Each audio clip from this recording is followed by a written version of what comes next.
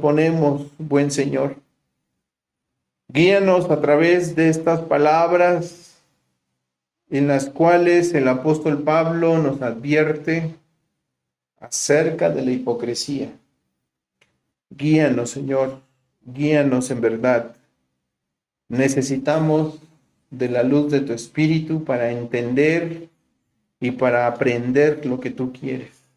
Es nuestra oración, es el ruego que elevamos a ti en el nombre precioso de Jesús. Amén.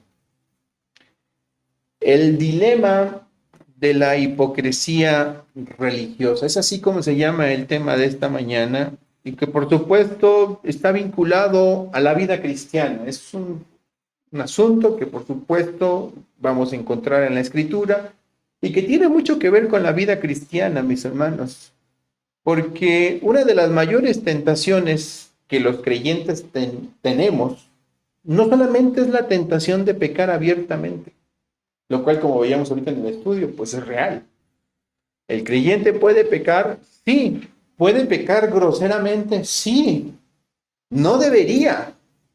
Dios nos llama a ser santos y justos, pero está expuesto, lastimosamente, sí.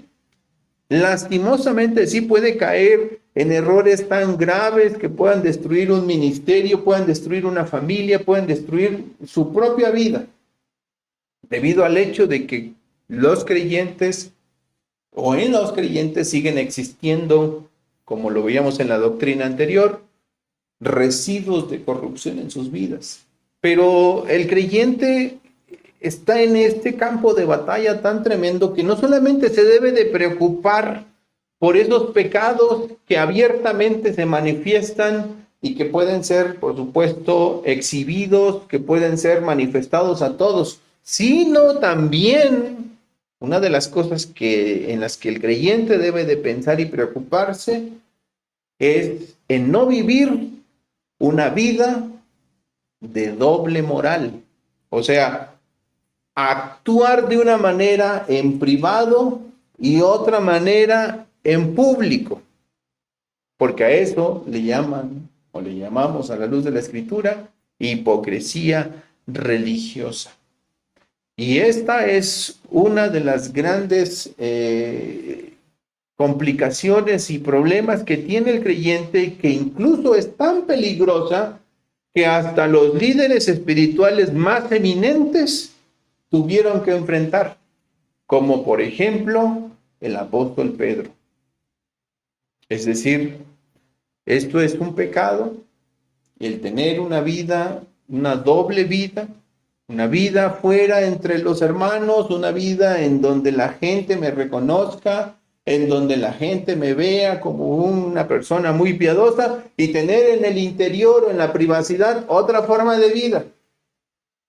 Esto es algo que tenemos que luchar y pelear los cristianos para no caer en esto, porque yo insisto, no solo son los pecados groseros de los que nos tenemos que cuidar, aún de la hipocresía religiosa, aún de esa conducta que nos lleva a actuar de una manera aquí y una manera allá. Lastimosamente es algo que, como vemos, afecta a todos, incluyendo a los más eminentes líderes como el apóstol Pedro. En la carta a los Gálatas del capítulo 2, versículos del 11 al versículo 14, el apóstol Pablo relata uno de los momentos más incómodos seguramente que tuvo que vivir. Un momento incómodo, pero que es necesario que los Gálatas tengan en cuenta, que tengan el conocimiento. Pablo está ilustrando acerca del por qué no deben de buscar llevar al cristianismo ataduras religiosas. Recuerden que los Gálatas estaban insistiendo en que volvieran las personas a la ley de Moisés, a los ritos de la ley mosaica, a fin de convertirse en lo que diríamos un supercristiano, ¿verdad? Porque claro, la fe no era suficiente, la obra de Cristo estaba bien, pero requería de ciertos adornos religiosos. Así que era necesario comenzar a comer ciertas cosas, a guardar ciertas dietas, a practicar ciertas cosas, a circuncidarse, a guardar ciertos días especiales o a darle más importancia a unos que a otros, cuando en realidad todo esto ya es irrelevante en el Evangelio. Y por supuesto, todas estas cosas se hacían con el fin de vernos mejor ante Dios, que Dios nos vea mucho mejor. Y en ese momento Pablo ilustra el peligro de estas actitudes, el peligro de querer disfrazar el evangelio con otra falsa piedad, mostrando un incidente muy amargo, por supuesto, pero que era necesario que los Gálatas supieran, un incidente en donde Pablo tuvo que corregir públicamente a Pedro, uno de los que él llama pilares de la iglesia. Recuerden que en los versículos anteriores les llama columnas, pilares. Y Pablo se ve en la necesidad de corregir públicamente a Pedro porque su comportamiento estaba contradiciendo el evangelio. El comportamiento de Pedro estaba contradiciendo al evangelio verdadero, al evangelio puro. Y eso, mis hermanos, de primera instancia nos recuerda que todos estamos expuestos a este pecado de la hipocresía religiosa. Todos estamos expuestos. Todos podemos llegar a caer de muchas maneras. Hoy vamos a ver una narrada por Pablo. Hoy vamos a ver tres cosas prácticamente. Lo primero que vamos a ver es la manifestación de esta hipocresía, cómo se ve la hipocresía religiosa. Lo segundo que vamos a ver son las consecuencias de la hipocresía religiosa, o sea, qué daño causa la hipocresía religiosa. Y lo tercero que vamos a ver es la solución a la hipocresía religiosa, es decir, cómo se vence la hipocresía religiosa. Mis hermanos, de entrada tengo que decirles, como cristianos, en este lugar y en cualquier otro lugar en donde nos encontremos, en cualquier iglesia, siempre vamos a encontrarnos con personas hipócritas religiosamente. Personas que se comportan de una manera en la iglesia y de otra manera en el mundo. ¿Sí? O al revés. De una manera afuera y de una manera distinta dentro. Ese es el gran problema que tienen las iglesias. Y déjenme decirles que no es poca gente la que hace eso. Hay muchísimas personas que viven así. Hay muchísimas personas que se preocupan por cosas externas, por apariencias externas, cuando verdaderamente sus corazones están lejos de Dios. Y eso sigue pasando. Y es más ordinario de lo que nosotros imaginamos, más de lo que quisiéramos. A veces como pastores nos toca observar estas cosas y tenemos que tratar de combatir estas conductas, estas actitudes, pues no hay otra forma sino con el evangelio verdadero, pero lamentablemente las personas se aferran mucho a mantener una apariencia religiosa simplemente, una apariencia de piedad, ¿sí? Que van desde las maneras en las que se visten, la manera en la que hablan, la supuesta intelectualidad que pueden llegar a tener de la escritura, cuando en realidad en las cosas más pequeñas, en los detalles más pequeños, se nota que no ponen en práctica nada de lo que dicen creer. A veces hasta en el trato hacia sus maridos, en el trato hacia sus hijos, se puede denotar que ni siquiera es verdad todo lo que dicen que creen. Por mucho que puedan tener una apariencia pulcra, una apariencia de verdadera piedad. Por mucho que eso pase, hermanos, en los pequeños detalles es donde se empieza a denotar que nada de esto es cierto. Así que, hermanos, ¿estamos expuestos nosotros a caer en estos errores? Sí, sin duda alguna. Tenemos que cuidarnos. Tenemos que cuidarnos. ¿Saben qué es lo que el enemigo busca seguramente dentro de las iglesias? Una de las cosas que más busca lograr el enemigo dentro de las congregaciones cristianas, que la gente llegue a ese tope. Que llegue a la iglesia, y al fin y al cabo no hay otra forma de impedirlo, y a veces utiliza incluso la llegada de personas a la iglesia, que lleguen a una congregación y que esas personas, en lugar de que sean transformadas por el evangelio, se conformen. ¿Se conformen con qué? Con asumir actitudes cristianas, actitudes religiosamente aceptables, éticas o moralmente correctas.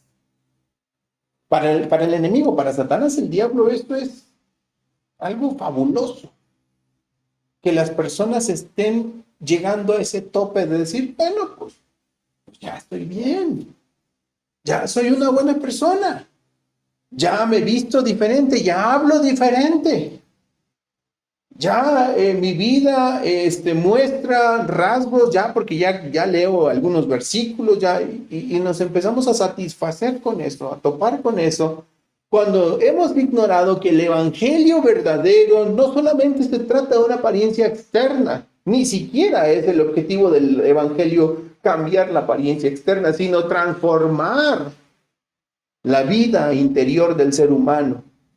Y eso se va a manifestar, por supuesto, en consecuencia como algo externo, pero no es el fin del evangelio la apariencia externa. El evangelio no nos llama a vestirnos de una forma o vestirnos de otra forma. El evangelio nos llama a que nuestras vidas sean llevadas a servidumbre a Cristo, que nuestros pecados puedan ser abandonados y pueda nuestra fe ser llevada a Jesucristo. A eso nos llama el evangelio, a manifestar una vida de verdadera justicia y santidad.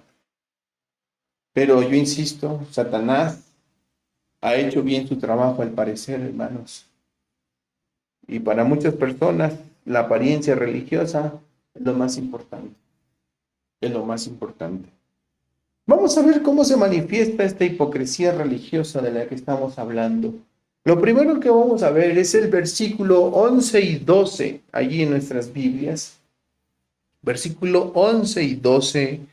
¿Cómo se manifiesta la hipocresía religiosa de la que estamos hablando? Pablo dice, pero cuando Pedro vino a Antioquía, le resistí cara a cara, porque era de condenar. Quiero que noten las palabras de Pablo. Pablo está hablando con mucha seriedad. Pablo no está poniendo un ejemplo ordinario.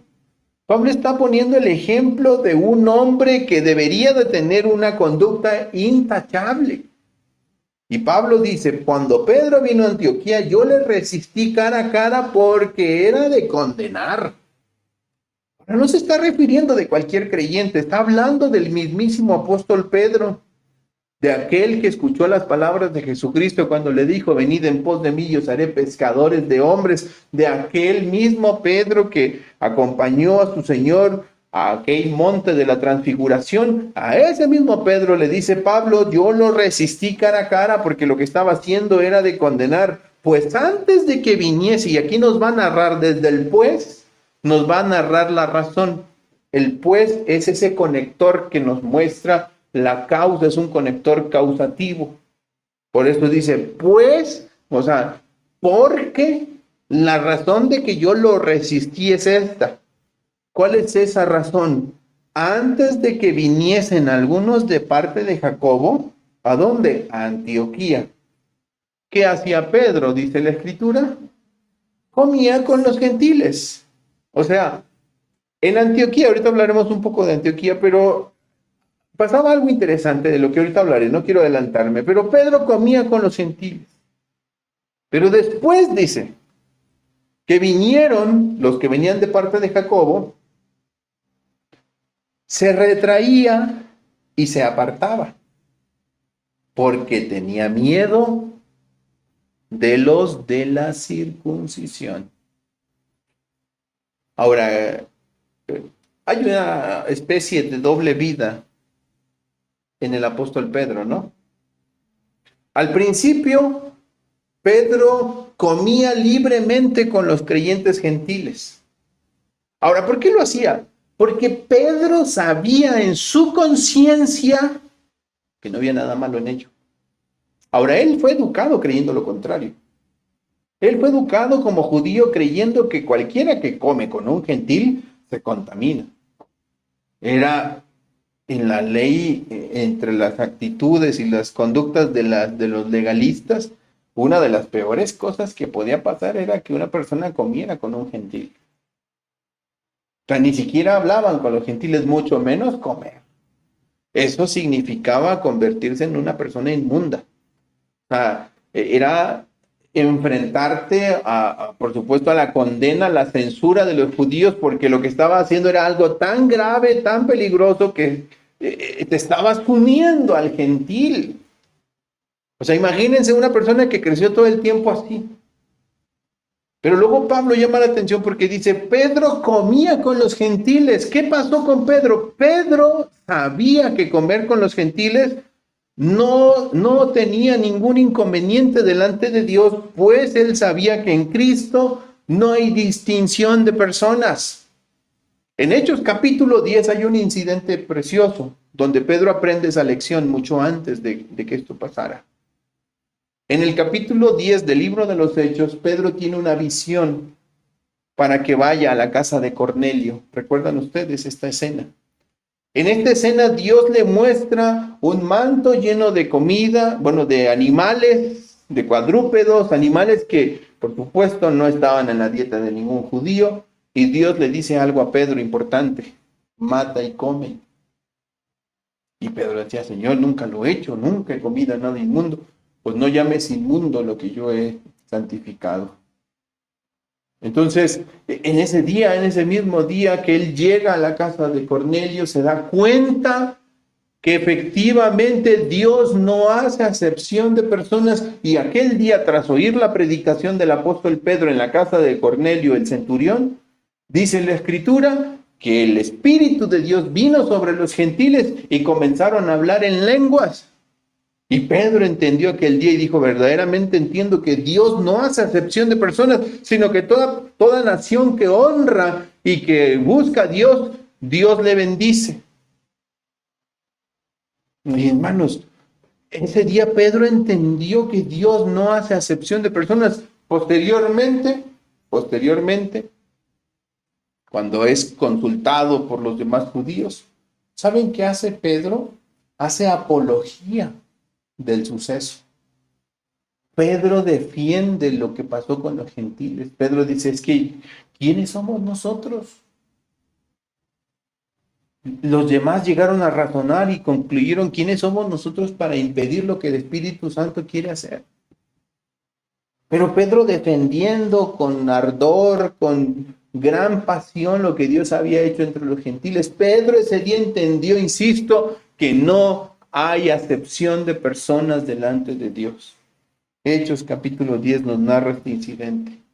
Así que comer con los gentiles no era un asunto que le preocupara a Pedro ya, al menos no en teoría, no en teoría.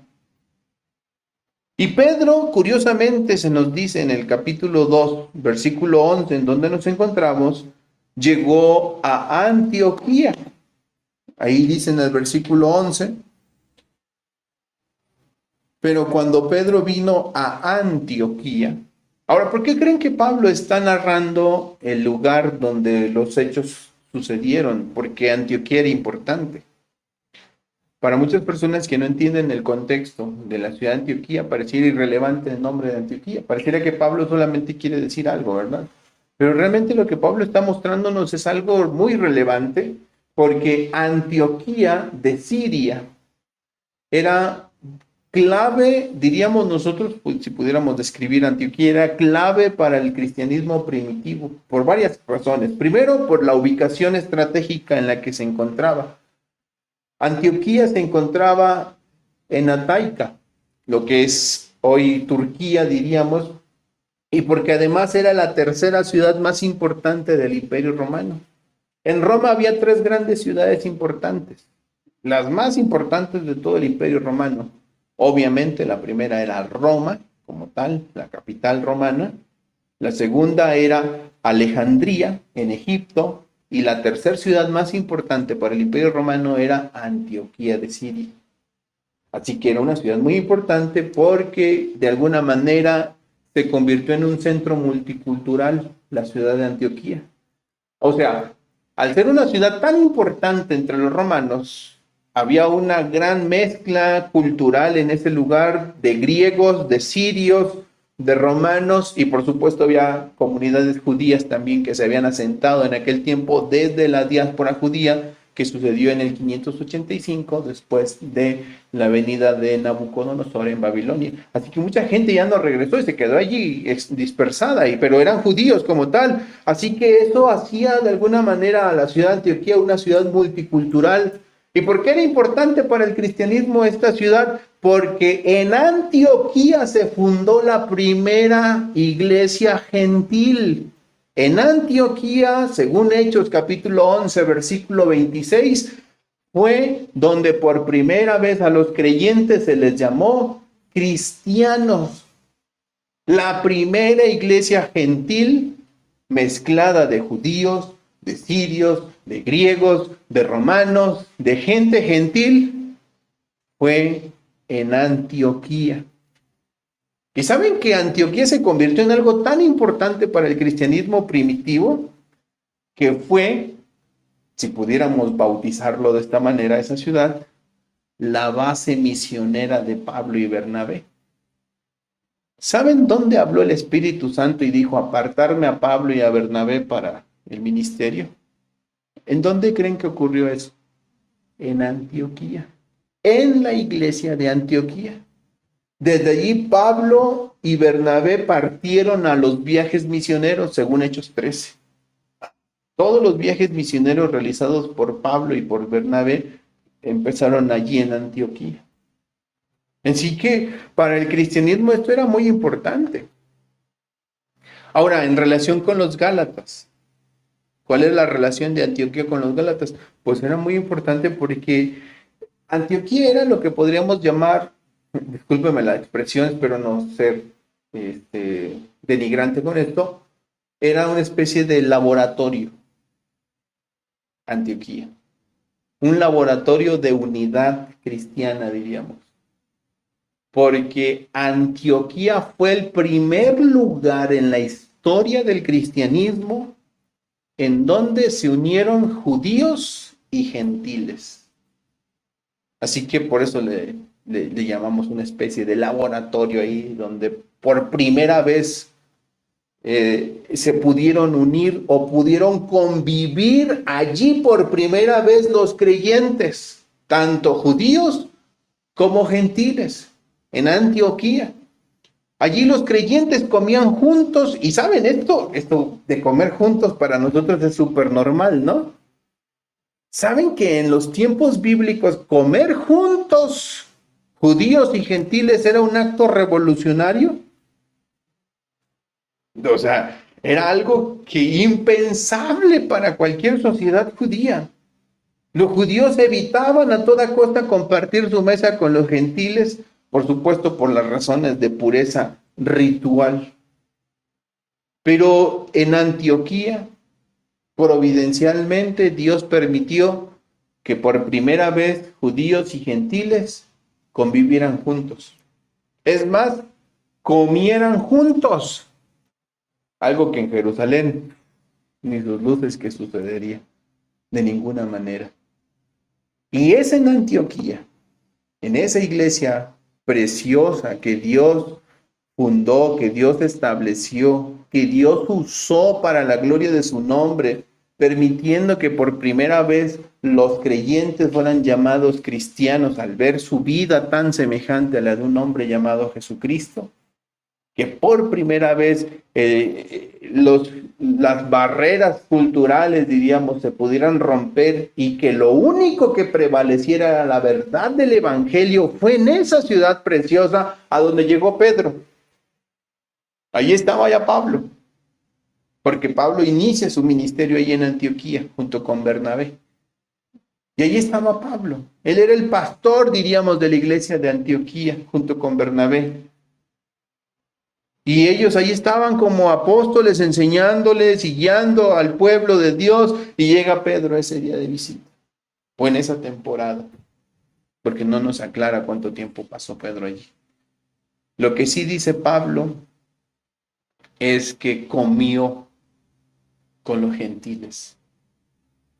O sea, él llegó a la conclusión, debido a lo que en Hechos 10 vio y Dios le mostró, que no había distinción de personas ante Dios, y que el evangelio no iba a ser acepción de naciones, y que el evangelio también llegaba a los cristianos gentiles. Pues aquel día Pedro, convencido de eso en su conciencia, no tenía ningún problema en comer con los gentiles. Pablo dice, él comía con los gentiles. Entonces, ¿cuál fue el problema de Pedro? Si no tenía problema con ello. El problema viene, y ahorita lo vamos a ver un poco más de cerca, cuando llegan los que vienen de parte de Jacob. Jacobo, o sea, los judaizantes. Los judíos que insistían que los cristianos gentiles debían de guardar la ley de Moisés para ser verdadera y genuinamente cristianos.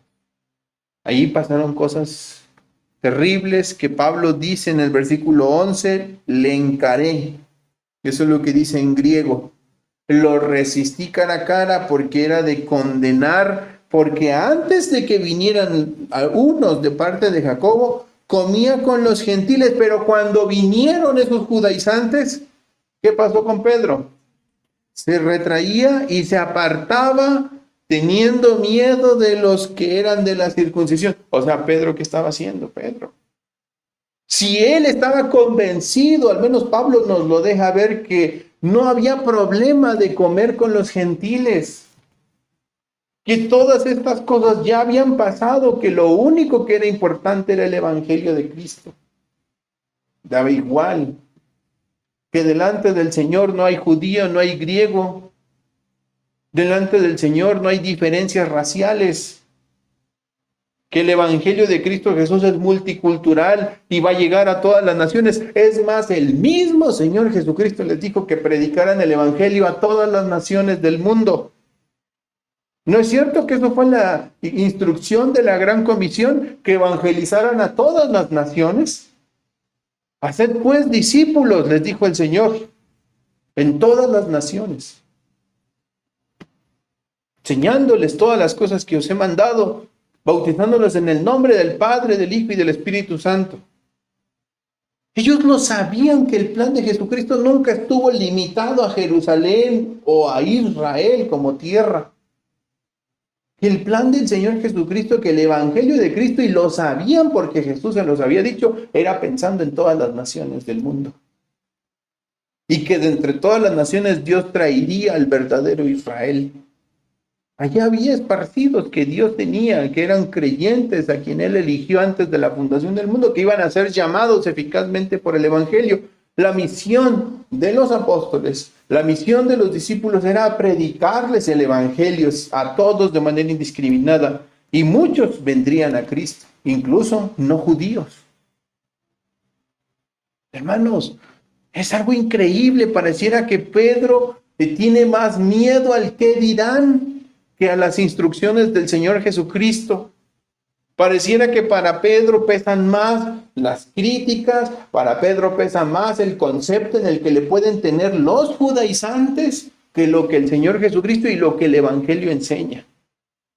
Es increíble. Y alguien diría, pero pastor, no es para tanto, yo no creo que debiéramos llamarle hipocresía a eso que hizo Pedro. Entonces, ¿qué era? Si no es hipocresía religiosa. ¿Qué era? Si negaba con sus acciones lo que creía en su corazón. Mis hermanos, cuando negamos con nuestras acciones lo que creemos en nuestro corazón, ¿saben qué es? Hipocresía religiosa. La hipocresía religiosa es negar con nuestras acciones lo que creemos en el corazón. Hipocresía es vivir para agradar a los hombres en lugar de vivir para ser fieles a Dios. Ese es el gran problema de los hipócritas. En Gálatas capítulo 1, versículo 10, Pablo dijo, porque persuado yo ahora a los hombres o a Dios, ¿busco agradar a los hombres? Pues si todavía agradara a los hombres, no sería siervo de Cristo. Pablo estaba bien claro que no podía vivir agradando a los hombres. ¿Saben qué hace el hipócrita religioso? Lo contrario. Él busca agradar a los hombres antes que mantenerse fiel a Dios. Y lo triste de esta historia, hermanos, es que no se trata de cualquier persona. Es el mismísimo apóstol Pedro. Y Pablo ha mostrado su respeto a Pedro, porque anteriormente, en los primeros versículos, Pablo les llama pilares, les llama piedras, fundamentos, columnas. Y Pablo está consciente de que de alguna manera estas personas son importantes para la fe cristiana. Dice el apóstol Pablo que eran pilares. Capítulo 2, versículo 9 dice, y como vieron la gracia que me había sido dada a Jacobo, Cefas y Juan, que eran considerados como columnas, nos dieron la diestra en señal de compañerismo a mí y a Bernabé, para que nosotros fuéramos a los gentiles y ellos a los de la circuncisión. Pablo lo ha respetado. Pablo no está minimizando a Pedro de ninguna forma, ni está denigrando el llamado que él tuvo como apóstol. Pablo sabe que Pedro es una columna entre el cristianismo, entre las iglesias cristianas. Pero ¿saben qué es lo increíble de todo esto, hermanos? El poder ver que alguien es capaz de hacer algo, aún en contra de los demás, por amor a la verdad. Y ahorita hablaremos un poco de ello. Por supuesto, la hipocresía religiosa es algo a lo que estamos expuestos. Nosotros no estamos exentos de caer en la hipocresía religiosa. Y es en este punto en donde debemos de comenzar a preguntarnos si aún en nosotros existen áreas en las que actuamos de manera diferente según quien nos vea. ¿Qué hay con eso? O sea, piensa por un instante en esto. La vida de una persona, pues obviamente está involucrada en distintos escenarios. Está el hogar, la familia, está el trabajo, lo laboral, el ámbito laboral, está la iglesia, el ámbito espiritual, diríamos, del creyente. Y hay otros, muchos. Abraham Kuyper le llama esferas de la vida. Hay muchas otras esferas en nuestra vida. Y él decía que todas las esferas de la vida cristiana deben de ser permeadas por la fe, por el cristianismo. Ya sea en el área laboral, en el área de las artes, de las ciencias, que todas que nos competen a nosotros debieran de ser permeadas por el Evangelio. Pero la pregunta es, ¿esto realmente es verdad con respecto a nosotros? ¿Con respecto a ti? ¿Te conduces de la misma forma como cristiano, como lo haces entre los creyentes, como lo haces entre los no creyentes? ¿O dependes de quién te ve? Depende de quién te observa. Porque si te observan los hermanos, entonces sí, tal vez puede ser que asumas una actitud. Pero si no te observan los hermanos, o la iglesia, o el pastor, ¿qué actitud tomas ante las demás personas? Por eso es importante esta pregunta. Y una pregunta de mucho peso que nos debemos hacer es, ¿nos importa más la aprobación humana que la verdad de Dios? ¿Qué nos importa más a nosotros como creyentes? ¿La aprobación de las personas o la verdad de Dios? Hermanos, si pudiéramos contextualizar esto que estoy diciendo, hasta cuántas cosas, si de esto fuera verdad, cuántas cosas no cambiarían en nuestras vidas. Serían enormes los cambios buenos y de bendición que se lograrían en nuestras vidas si de verdad esto fuera algo evidente. Un creyente que dice que ama la verdad de Dios, pero luego su conducta es otra, sus palabras son otras y no son de bendición entre los no creyentes, pues simplemente está demostrando que lo que cree es falso. Está demostrando una gran inconsistencia en su fe. Y no podemos ser nosotros esclavos del qué dirán, hermanos. De verdad, ojalá Dios nos permita tener la gracia para librarnos del qué dirán. Yo sé que a veces la opinión de las personas es cruel, es dura, es injusta. La gente nos tacha de... A mí me han tachado de todo, por cierto.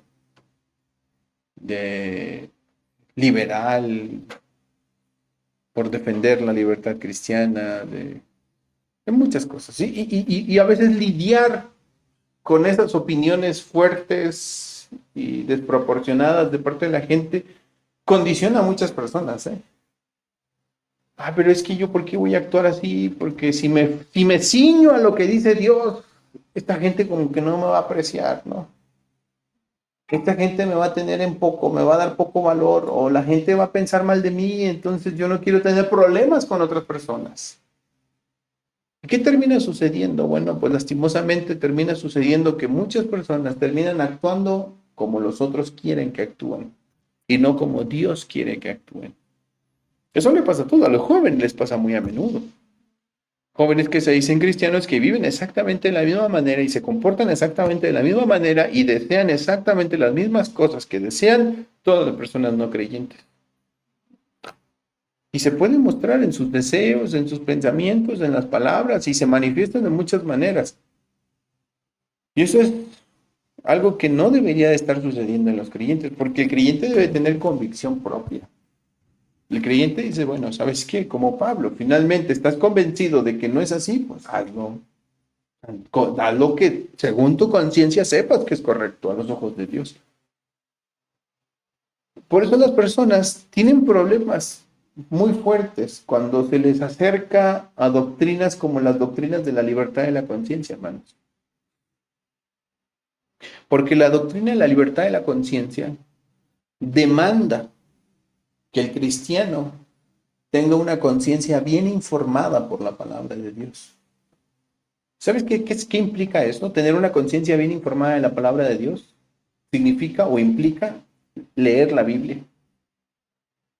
Y como la gente no está dispuesta a leer la Biblia, la gente prefiere listas, que los pastores les den lista de lo que deben y no deben hacer. Y entonces la gente está muy satisfecha con eso, está muy contenta con eso, porque piensan que al hacer las cosas que esa lista se les dice que hagan o que no hagan, están cumpliendo con Dios. Pero mi hermano, te tengo noticias, eso no es la palabra de Dios.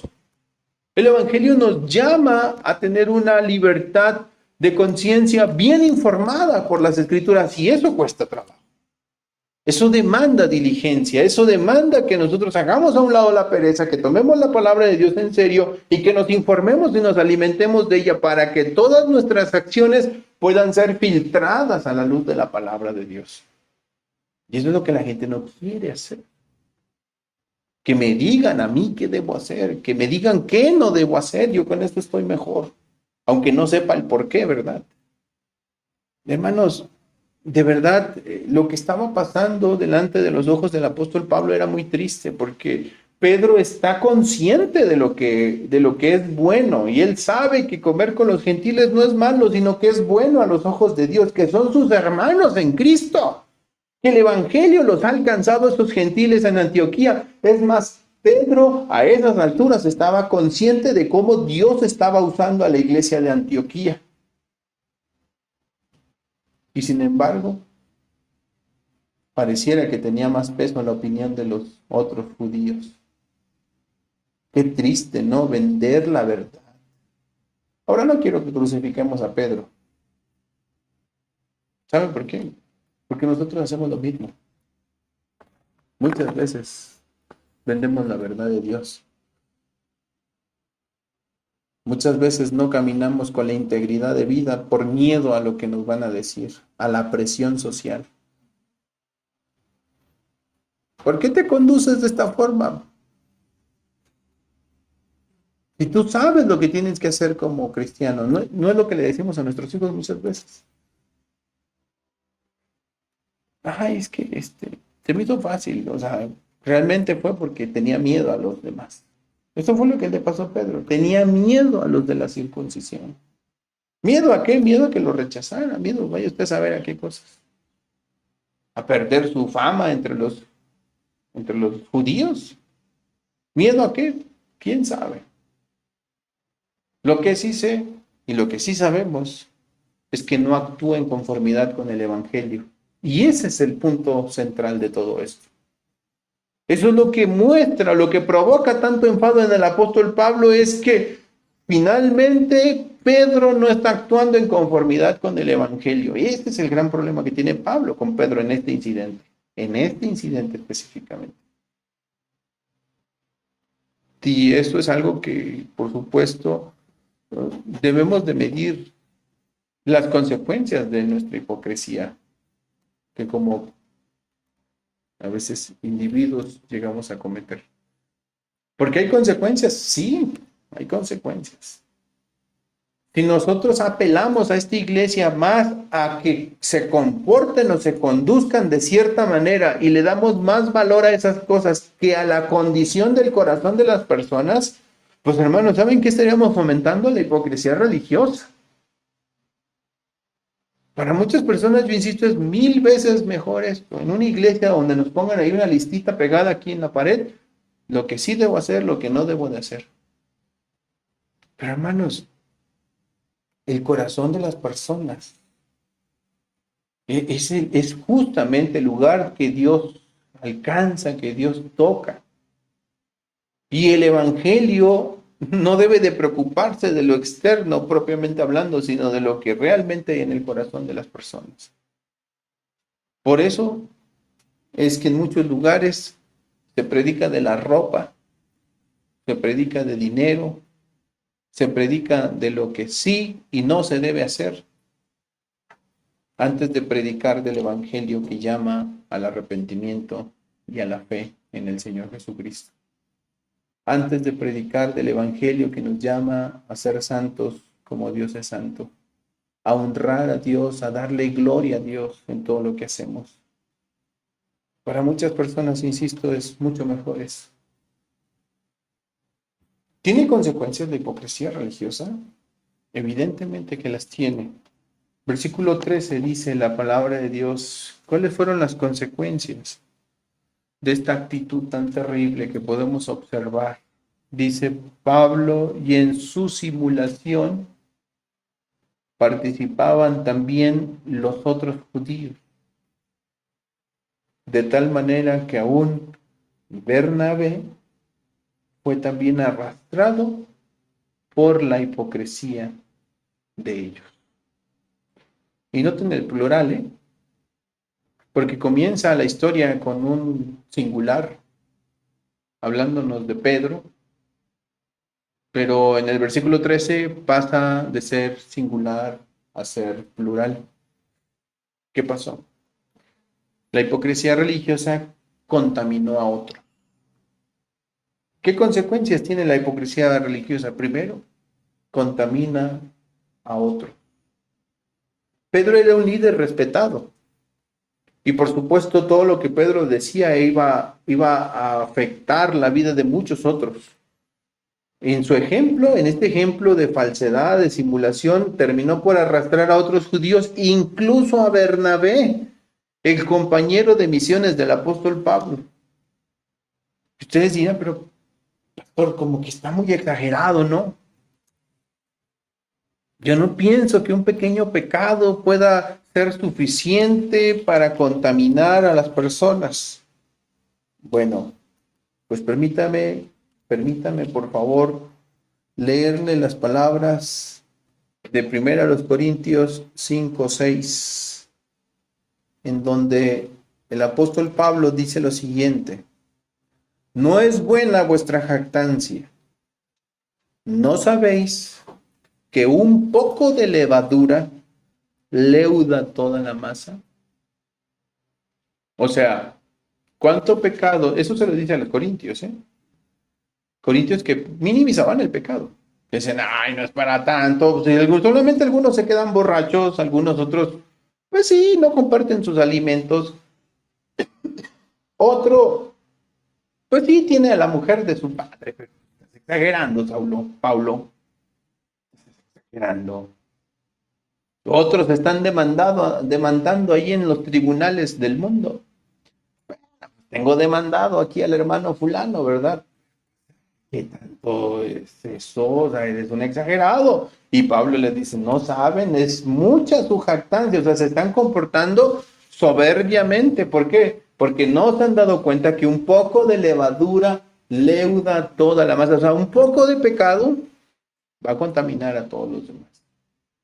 ¿Sí? O sea, hermanos, lo que Pedro hizo arrastró a otros. Y no estoy diciendo que Pedro fuera el culpable de ello, porque ellos lo hicieron voluntariamente, pero sí estoy diciendo que el ejemplo de Pedro influyó en sus vidas. Y hermanos, eso nos lleva a algo de verdad importante de tener en consideración. Lo que nosotros hacemos influye en otras personas, ¿eh? Ahora piensa un momento en tu posición como padre. ¿En quién estás influyendo tú como padre? En el caso mío en particular, yo influyo en mi esposa, ¿sí? Yo influyo en mis hijos.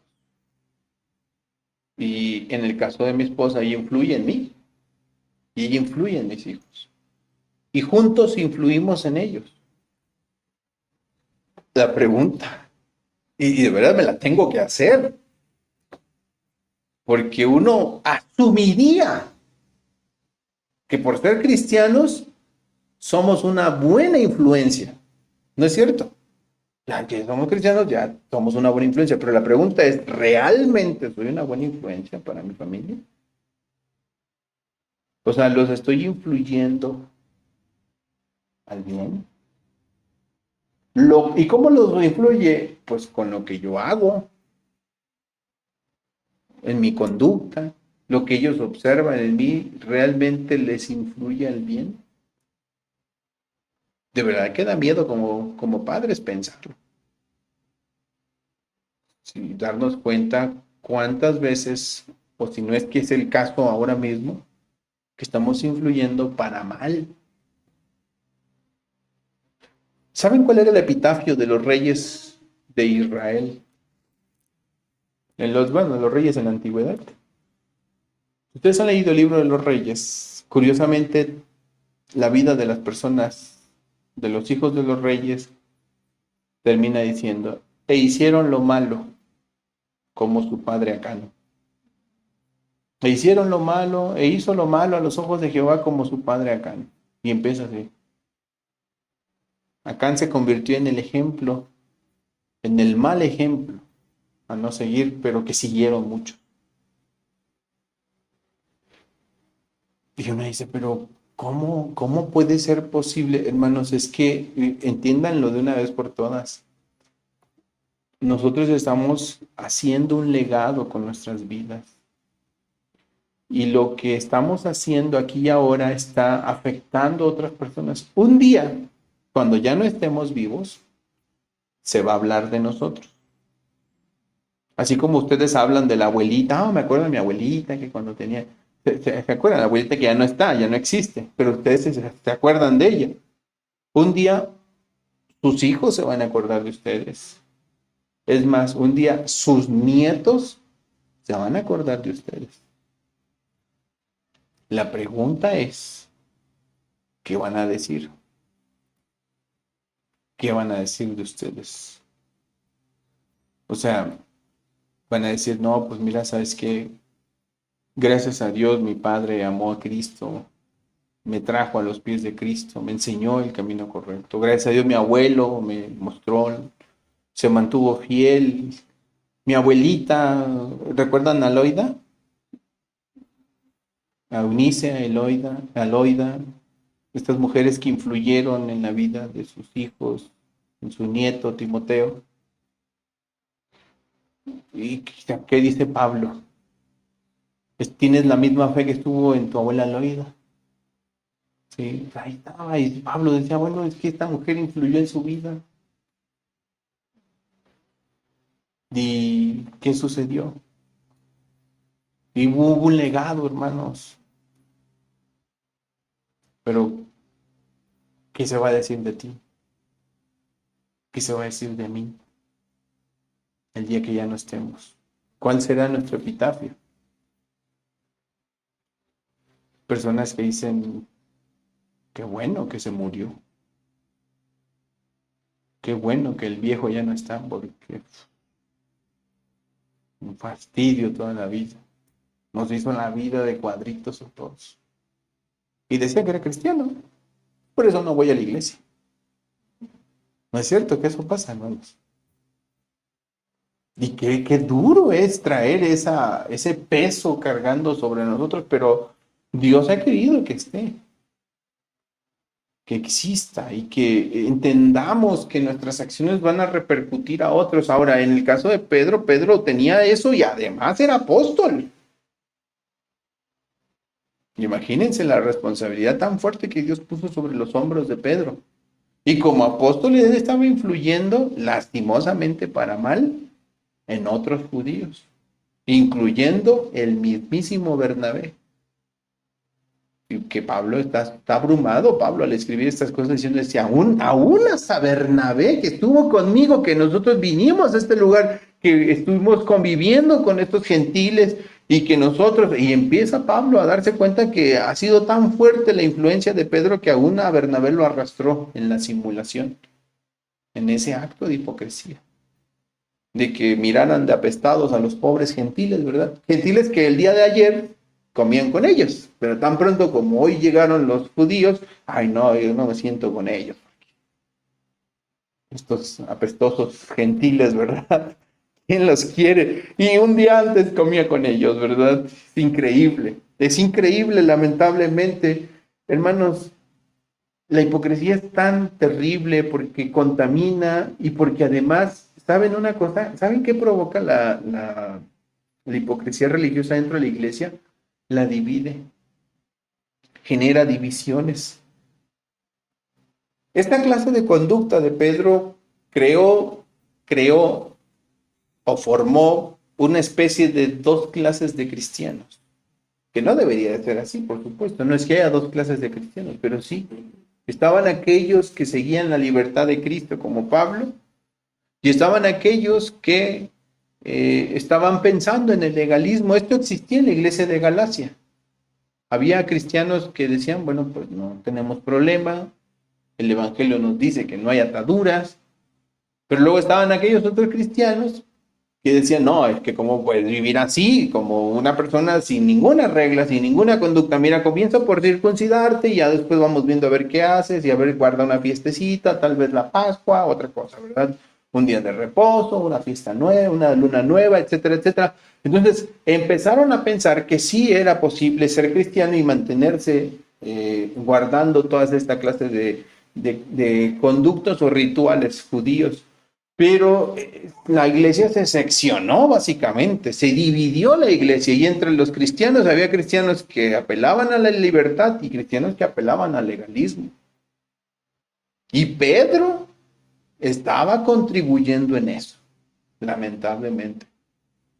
Pedro estaba contribuyendo en dividir la iglesia. ¿Me entienden, hermanos?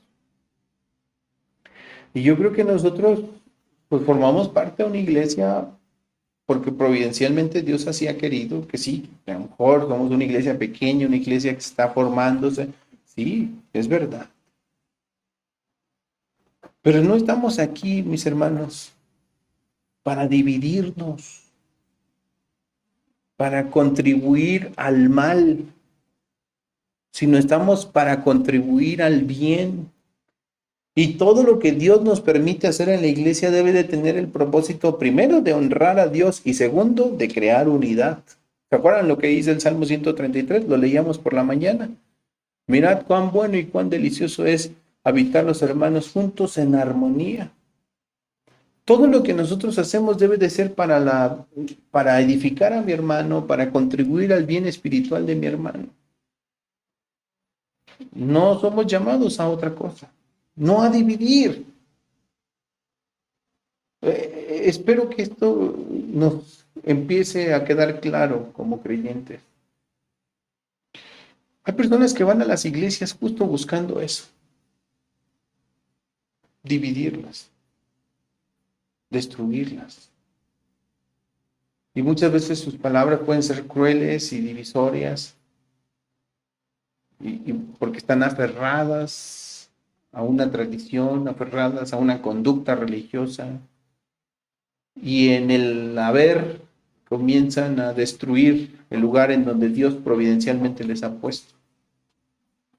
Y en lugar de contribuir como un instrumento de bendición, se convierten en una molestia, en un problema, lamentablemente.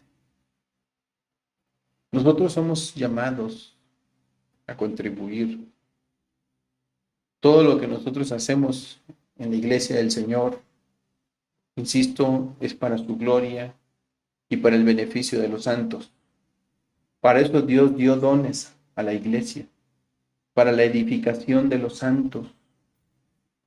Si el Señor nos ha dotado con un don espiritual y yo uso ese don espiritual en la iglesia, debe de ser para la edificación de los santos. Todo lo que Dios nos da.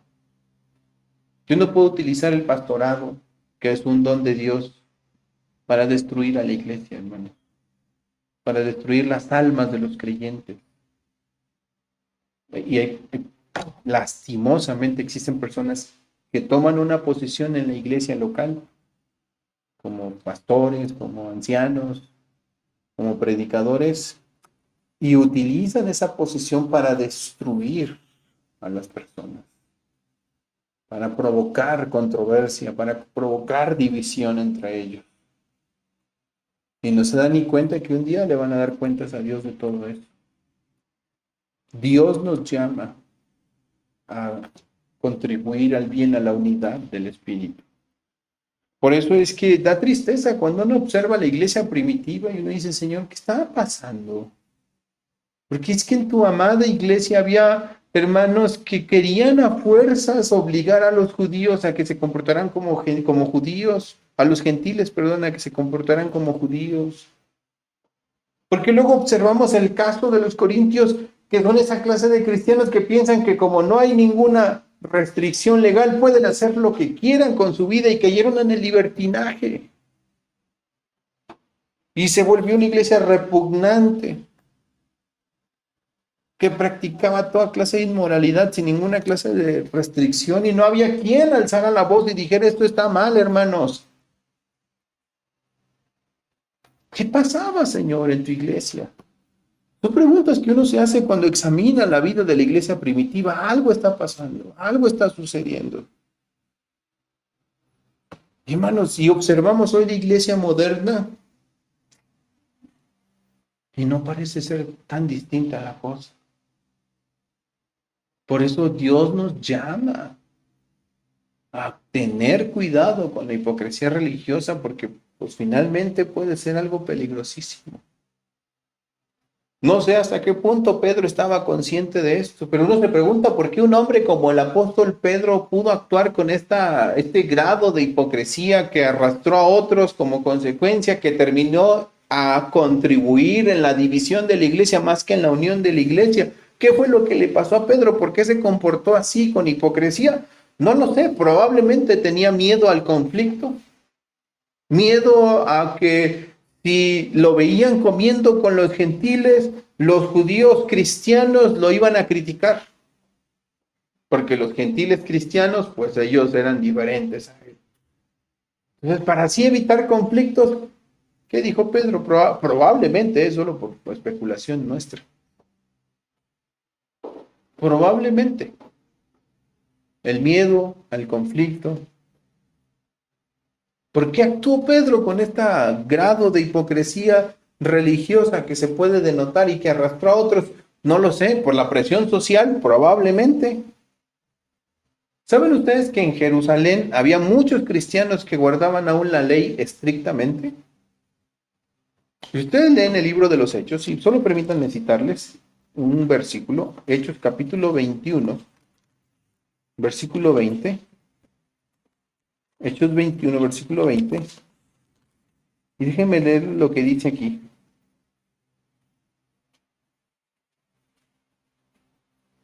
Dice la escritura.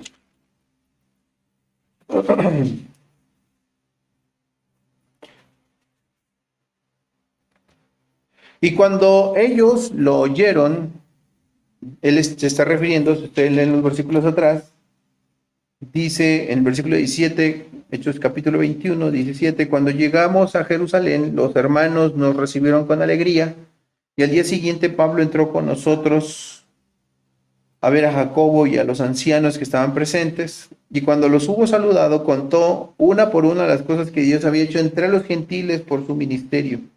Y cuando ellos lo oyeron, los ancianos glorificaron al Señor y dijeron, ¿ves, hermano? ¿Cuántos millares de judíos hay que han creído? A ver, ¿de quién hablaba Pablo? De los gentiles. ¿Pero qué le dijeron los de Jerusalén? ¿Ves, hermano? ¿Cuántos millares de judíos hay que han creído? Y todos, ¿cómo son? Celosos por la ley. Pero les han bueno, etcétera, etcétera. Ya seguimos, podríamos seguir. O sea que hay gente que se sentía atraída todavía por estos temas de la ley. El gozo era que los judíos, se convirtieran a Cristo. Y los gentiles, esos daban igual al final de todo. Esa misma situación que generaba seguramente presión social en Pedro, porque todo mundo veía a Pedro como un líder allí. Entonces, mantenerse en esa libertad cristiana que le daba permiso y derecho de poder comer con los gentiles sin ningún tipo de conciencia de pecado, por supuesto, quedaba condicionada por la presión social que ejercía sobre Pedro esa gente de Jerusalén. Esa gente que se sentía más orgullosa de que guardaran la ley a que los gentiles se convirtieran a Cristo. ¿Sí me explico? Les daba más gusto ver que la gente guardaba la ley estrictamente, celosamente, a que los gentiles llegaran a Cristo. Para ellos era más importante todo esto, hermanos, y Pablo dice que Bernabé también cayó en todo esto. Y eso, por supuesto, denota lo poderoso que puede ser la presión social para muchas personas. Y esto es curioso que veamos y nos preguntemos por qué Pedro muestra esta actitud de hipocresía, porque parece irónico, ¿no? Que en Hechos 10 y Hechos 11, donde Pedro defiende a los gentiles, ahora pareciera que de alguna manera se retracta por la presión que estaba teniendo. Sin embargo, vamos a terminar viendo que para Pablo eso era inconcebible. Ahora, tengamos un poquito aquí antes de llegar al versículo 14 con el que concluiremos. Y pensemos un poco en nuestras acciones, nuestras actitudes como cristianos. Hemos visto a Pedro actuar de una forma y cómo la actuación de Pedro terminó por arrastrar a otros en el mismo fenómeno de hipocresía que estaba allí presente. Debemos de recordar que nuestras acciones pueden edificar, mis hermanos, o pueden destruir la unidad de la iglesia. Lo que usted hace en la iglesia local puede ser dos cosas. O puede edificar o puede estar destruyendo la iglesia local donde Dios le puso. Puede ser también que esté actuando con coherencia en su fe. Y eso es bueno.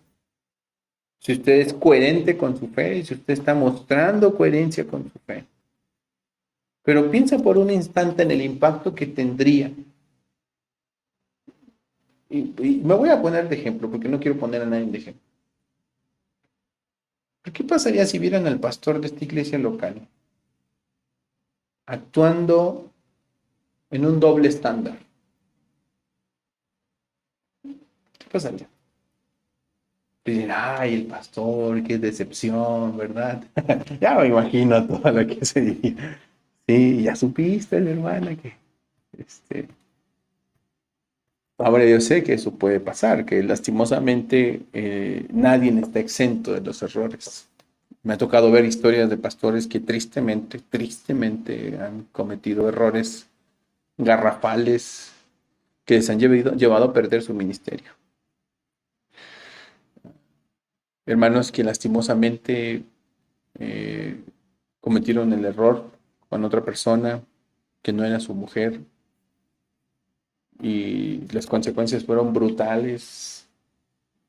Perdieron prácticamente el ministerio que Dios les dio. Estoy hablando en iglesias que realmente le dan la seriedad que debe de tener el pecado, ¿eh? Porque en otras iglesias, por supuesto, las personas pecan y como decía hace poquito, ¿no? Hace como unos 3 años, 4 años, esta señora o este señor Maldonado, ¿verdad? ¿cómo se llama? Guillermo Maldonado y su mujer esta señora Ana, ¿verdad? Parece hechicera esa señora, ¿verdad? Que creo que Dios le mostró que podía tener otro esposo o algo así, ¿verdad? Una persona mucho más joven que él, ¿verdad? Muchacho prácticamente. Y por supuesto la iglesia, como Dios se lo mostró, pues no. ¿Cómo vamos a objetar la revelación apostólica que tuvo esta mujer, ¿verdad? Porque la revelación profética que tuvo esa señora, ¿verdad? Y nadie objetó eso. Pero en iglesias donde realmente el pecado se ve con seriedad, las personas que se equivocan pagan factura fuerte, hermanos. ¿Qué se diría? Yo me pregunto eso, ¿qué se diría? Espero que nunca suceda, que si pasara. Pero creo que vale la pena particularizar el asunto, porque es muy fácil decir, sí, Pedro, él tenía la responsabilidad porque era pastora, porque era el apóstol. Sí, los pastores, ellos tienen mayor responsabilidad porque son los pastores de las iglesias. Sí, pero ¿qué hay de la congregación? No pensemos que nada más ellos van a darle cuentas a Dios. Todos, dice la palabra de Dios, que vamos a dar cuentas de lo que hemos hecho en la vida, sea bueno, sea malo. Todos, sin excepción. No solo los apóstoles, no solo los pastores van a darle cuentas a Dios. Todos los creyentes van a rendir cuentas al Creador. Y en eso nos debemos de preguntar cómo vivimos, cómo nos movemos en el mundo. ¿Estamos siendo coherentes con nuestra vida cristiana entre los de afuera o tenemos un doble estándar? O sea, cuando digo doble estándar, doble vida, vaya. ¿Qué pasaría allí en ese asunto? Pensémoslo por un instante. Ahora, permítame terminar este pasaje con el último punto. ¿Cuál es la solución a esta hipocresía religiosa? Que es real, que sucede y que pues puede causar daños terribles, en la que participó Pedro y otros cuantos más líderes cristianos. ¿Cuál es la solución a la hipocresía religiosa? Pablo dice en el versículo 14, pero cuando vi, ya me imagino a Pablo, ¿verdad? A ver, ayúdenme a leer, por favor, el versículo. Pablo venía de una vida, hermanos, en donde la religiosidad era lo más importante, el celo por la religión. Y Pablo lo saca de allí. Digo, el Señor lo saca de allí a Pablo. Dios saca a Pablo de esa vida súper religiosa, lo lleva a conocer la verdad, lo lleva a conocer la libertad que tiene en Cristo. Y Pablo entendió perfectamente que la obra de Cristo era suficiente aquí y ahora y que no se necesitaba nada más, que lo que Cristo Jesús había hecho era suficiente y que a los ojos del Señor Jesucristo y de su gracia no había ninguna clase de distinción entre los hombres y que todo aquel que era llamado por el Señor era verdadero creyente y verdadero santo y era su hermano en Cristo. Dios había roto la barrera que separaba, la pared que separaba a los judíos de los gentiles. Ya no había judío, ya no habría griego, ya no había cita, ya no había bárbaro, ya no hay hombre, ya no hay mujer, dice Pablo. Pablo entendía que el evangelio es tan maravilloso que quita todo ese tipo de restricciones que las personas ponen sobre sí mismos. Así que Pablo amaba la libertad. Imagínate de haber estado toda la vida esclavizado a la religión. Y no como Pedro. Pablo era fariseo de fariseo. Pedro era un pescador, hermano. No comparemos un pescador, y no porque quiera denigrar a Pedro, pero un pescador no era un fariseo. Ni sus luces, ni se le acercaba siquiera. Y menos de Galilea. Los judíos de Galilea eran así como que, sí, eres judío, pero mantengo mis reservas contigo. ¿No? ¿Cómo le llamaban a Galilea? Galilea de los gentiles. Así que tú, Galileo, pues, así como que aquí a un ladito, ¿va? Porque yo soy fariseo de fariseo, de la tribu de Benjamín, criado, instruido a los pies de Gamaliel, circuncidado al octavo día, por cierto. En cuanto al rey, irreprensible. Así que no comparemos a Pedro con Pablo en ese sentido. Pablo vivió toda su vida atado estrictamente a la ley del Señor. Dios le salva, Dios le muestra, no puedes hacerlo tú, lo hizo mi hijo por ti, para él eso es suficiente. Y entonces dice el versículo 14, si me acompañan a leerlo, pero cuando vi que no andaban rectamente conforme a la verdad del Evangelio, dije a Pedro delante de todos, si tú, siendo judío, vives como los gentiles, ¿por qué obligas a los gentiles a judaizar? Yo quiero imaginar un poco la cara de Pablo, ¿verdad? Al darse cuenta, Pablo ya había superado todas estas barreras, él había entendido la libertad del Evangelio. Viene una columna de Jerusalén a visitar la obra en Antioquía, donde hay judíos, donde hay griegos, donde hay sirios, donde hay romanos, donde hay toda clase de gente ahí, multicultural, diríamos nosotros. El Evangelio había llegado a todas esas almas, de todos los tipos de raíces. Y Dios había hecho la obra ahí en la iglesia de Antioquía. Es más, la iglesia de Antioquía estaba financiando los viajes misioneros de Pablo y Bernabé. Una iglesia que Dios había utilizado poderosamente. Llega Pedro y mientras no hay nadie viéndolo, no siente ningún tipo de molestia en comer con ellos, sentarse a la mesa con ellos. Y Pablo hasta ese momento está satisfecho y dice, oh, es cierto, este es el evangelio de la gracia de Dios. Pero tan pronto llegan los enviados, o los que vienen de parte, porque no dice que los envió Jacobo, que vienen de parte de Jacobo, que eran estos legalistas, Pedro se levanta de la mesa, se quita y a ver, yo me voy para acá, porque yo soy judío. Y quiero imaginar la cara de Pablo al ver esto. Ha de haber sido terrible de enojo, de una gran indignación de parte del apóstol Pablo al darse cuenta que cómo puede ser posible, y hermanos, ¿cómo contrarrestamos la hipocresía religiosa? Lo primero que hace Pablo es enfrentar la verdad con valentía. Pablo no va a vender la verdad. Pablo no guarda silencio por respeto humano. ¿Qué es lo que hace Pablo? Corrige a Pedro delante de todos. Y eso es fuerte, ¿eh? Porque, ¿qué es más importante? ¿La verdad del Evangelio o el prestigio de Pedro? ¿Qué era más importante para Pablo? ¿La popularidad que Pedro tenía entre los judíos o la verdad del Evangelio? Para Pablo lo más importante era la verdad del Evangelio. Daba igual si ellos querían endiosarse con Pedro, era problema de ellos. Para Pablo era lo más importante la verdad del Evangelio. Hermanos, y creo que esa parte es muy necesaria, porque el error se combate con la verdad. Y para mantenerse en la verdad se necesita valentía. Valentía. La iglesia no puede hacer de su alimento espiritual la mentira, hermanos. La iglesia de Cristo debe de ser alimentada con la verdad.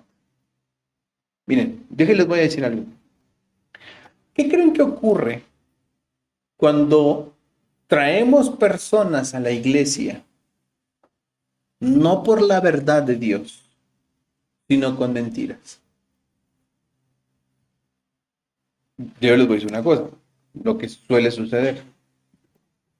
Si nosotros empezamos a creer personas y le decimos, mira, fulanito, Dios va a cambiar tu vida, Dios va a arreglar tu matrimonio, Dios te va a sanar, Dios te va a bendecir en tu trabajo y te vas a hacer rico, y todo te va a ir bien.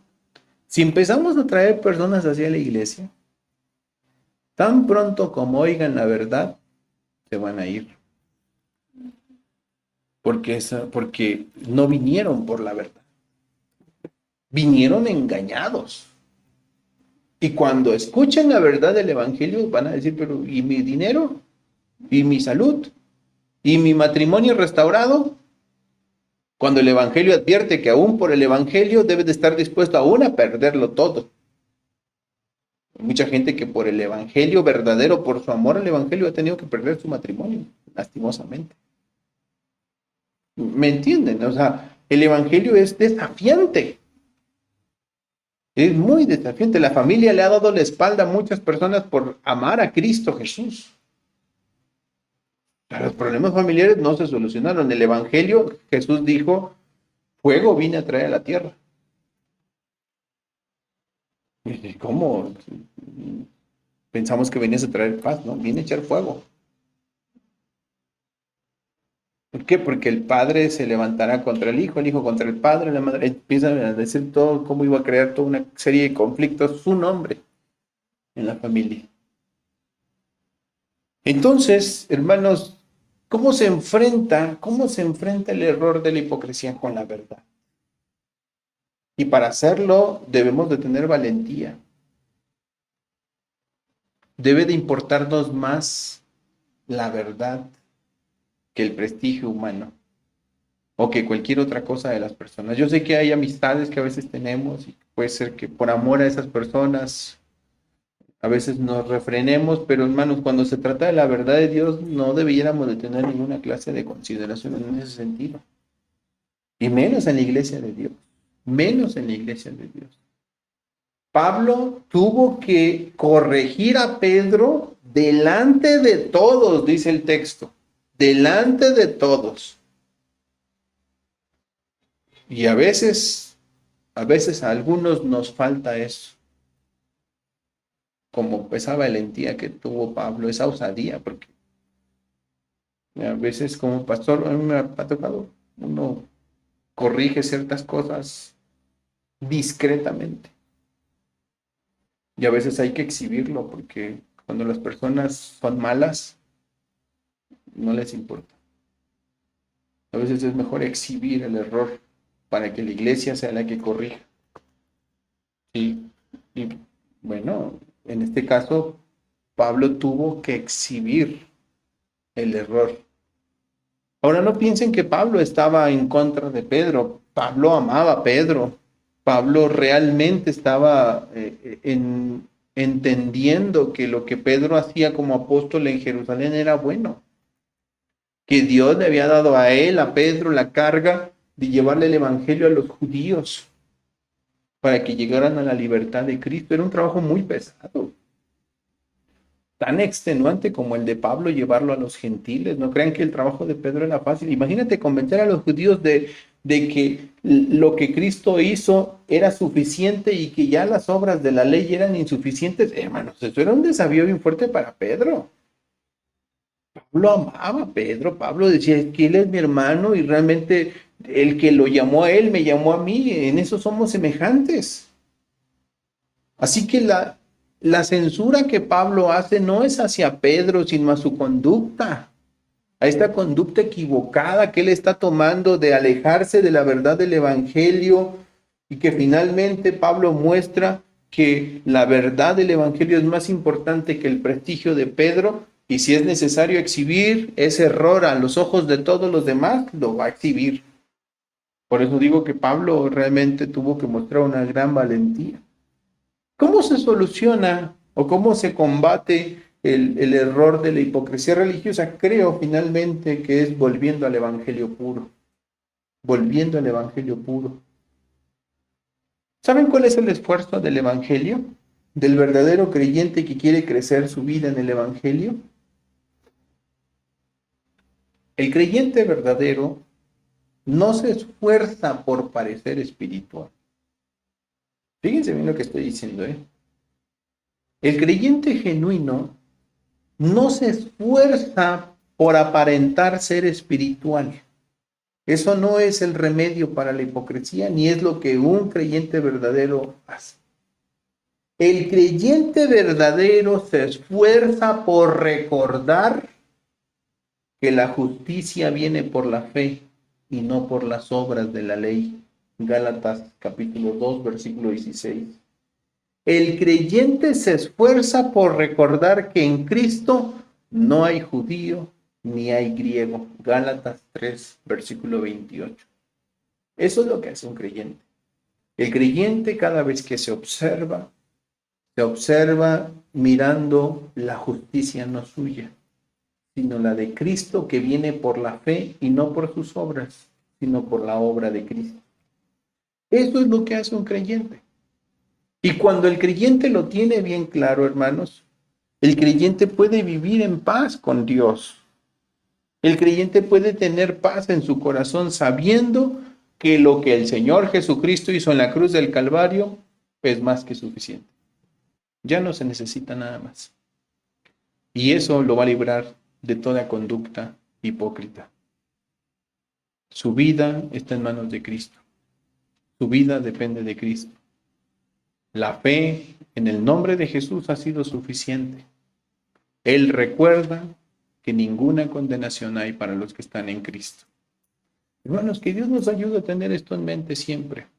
Quiero animarlos de verdad a que nos deshagamos de todas las conductas que podemos llegar a tener basadas en nuestros prejuicios, muchas otras cosas que nos han atado, a veces que nos han llevado a actuar de una manera en la iglesia, otra manera allá afuera. De verdad los animo para que nos esforcemos en deshacernos de todo ello. Sé que no es fácil, sé que no es nada sencillo tener que lidiar con toda la presión. Hermanos, la vida de los cristianos es difícil. ¿Saben qué difícil es la vida de los creyentes? Que lamentablemente traemos en nuestros hombros una gran presión.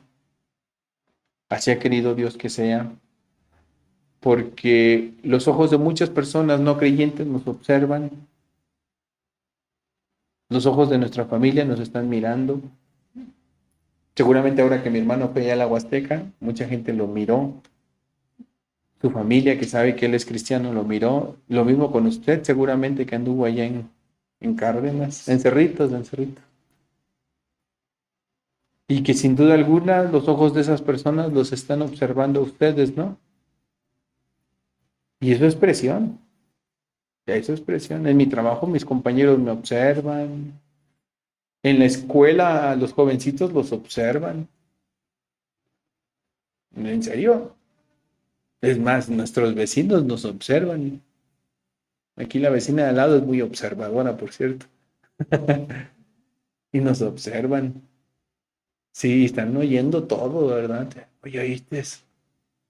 Y en serio, uno pareciera que no está pasando, pero la gente lo hace. ¿Sí me entienden, hermanos? Y eso nos abruma como cristianos. Decimos, ay, Señor, cuánta carga. Pero no pensemos en eso. Pensemos de verdad en el hecho de que lo que el Señor Jesús hizo por nosotros ya pagó la deuda. Nuestra justicia no depende de la opinión de las personas, sino de lo que Jesús hizo por nosotros. Eso es suficiente. Y tratemos de ser congruentes con eso. ¿Sí? Saludemos a la gente, sonriamos a las personas. Pablo le decía a los filipenses que su gentileza sea conocida por todos los hombres. Sean gentiles, nada les cuesta ser gentiles. Decirle a la persona que está conduciendo al lado de ti, pásale, no pasa nada. En lugar de pitarle el claxon, decirle que pase, nada nos cuesta. No vamos a perder nada. Si le damos nuestro lugar a otra persona en el autobús, no lo sé. De eso se trata la vida cristiana, hermanos. Y recordar que todo lo que hagamos ni siquiera lo hacemos para ser justificados. Lo hacemos porque somos justificados, porque la obra de Cristo nos ha dado vida, nos ha salvado, y su obra es suficiente y nada le vamos a añadir a ella. ¿Me entienden, hermanos? Y eso yo de verdad les aseguro los va a librar de muchos prejuicios, de mucha falsedad que pueda haber. ¿Sí? Y si quieren hacer algo para el Señor, háganlo. Y si quieren dejar de hacer algo para el Señor, déjenlo de hacer para el Señor, si para el Señor lo hacen. Pero háganlo siempre conscientes de que nada de eso los hace mejores a los ojos de Dios. Que si Dios nos acepta, no es por nosotros, sino por su Santo Hijo, Jesús. Y en eso todos somos iguales. Los hermanos, las hermanas, los ancianos de la iglesia, los niños. No hay distinción ya más. Sí, que Dios nos ayude a comprender esa maravillosa verdad que el Evangelio de Cristo nos ofrece. Vamos a orar. Oh bendito Salvador, te damos gracias, Señor, por el Evangelio precioso que nos das. Un Evangelio en donde ya no hay judío ni